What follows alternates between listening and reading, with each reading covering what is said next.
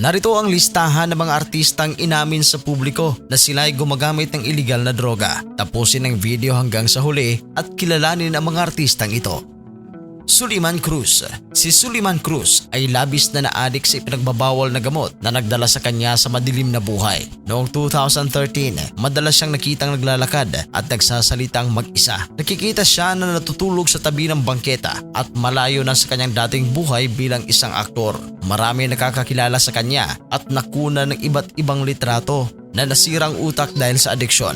Inamin naman ng aktor na siya ay nagkaroon ng adiksyon sa droga at sumailalim sa voluntary rehabilitation noong 2015. Number 2, Baron Geisler. Sa maraming panayam ay inamin ng aktor na siya ay nalulung sa pinagbabawal na droga. Sa edad na 12, sinubukan na niya ang alak at sa edad na 14, gumagamit na siya ng mga malalakas na droga. At dahil sa droga ay umabot sa gumastos siya ng 1 milyon para makabili ng mamahaling droga na coca na ang presyo ay 1:1,000. Hanggang sa napag-isip-isip si Baron na ayusin ang kanyang buhay at tuluyan ang magbago at magkaroon pa ng mas maraming projects.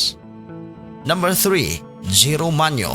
Si Jiro Manyo na dating child star at award-winning actor ay nasira ang buhay dahil sa matagal na pagkakalulong sa droga. Noong June 2015, nakita siyang palaboy-laboy sa NAIA Terminal 3, marumi at tila wala sa sarili.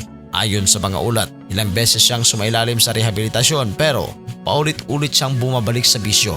Dahil dito nawala ang kanyang karera, naputol ang mga proyekto sa showbiz at nasira ang relasyon sa kanyang pamilya at mga kaibigan.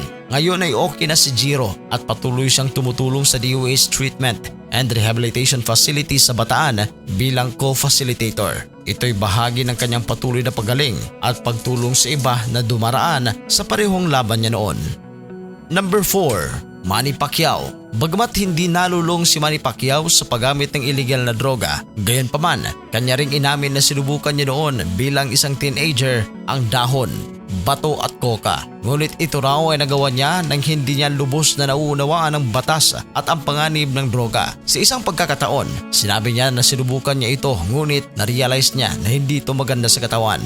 Anya pa, I accept that, I cannot deny it. That was before.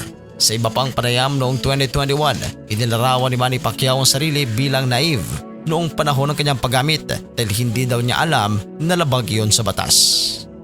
Number 5, JM De Guzman.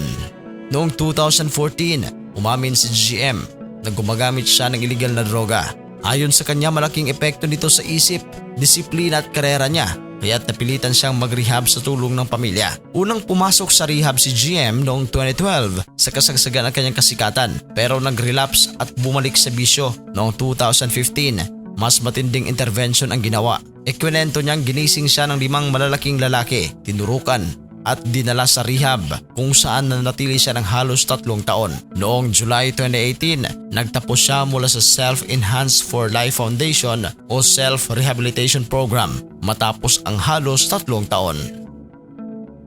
CJ Ramos. Naaresto si CJ Ramos noong July 31, 2018 sa isang bypass operation sa Quezon City. Inamin niya na gumagamit siya ng droga na mahigit 10 taon. Labis ito nagkakapekto sa kanyang karera bilang aktor. Gina Alahar. Nito lamang August 8, 2025, inamin ni Gina Alahar sa isang panayam na gumagamit siya ng illegal na droga nung siya ay nasa mid-20s nang siya ay may asawa na. Inamin niyang ginamit niya ito upang manatiling gising sa trabaho at nagkaranas ng hallucinations. Anong reaksyon ninyo dito sa mga artistang umamin na gumagamit sila ng illegal na droga? Comment part 2 para sa karugtong sa videong ito. Kung nagustuhan mo ang ating video, mag-subscribe na at i-hit na rin ang notification bell para updated ka sa mga susunod nating mga videos. Maraming salamat po.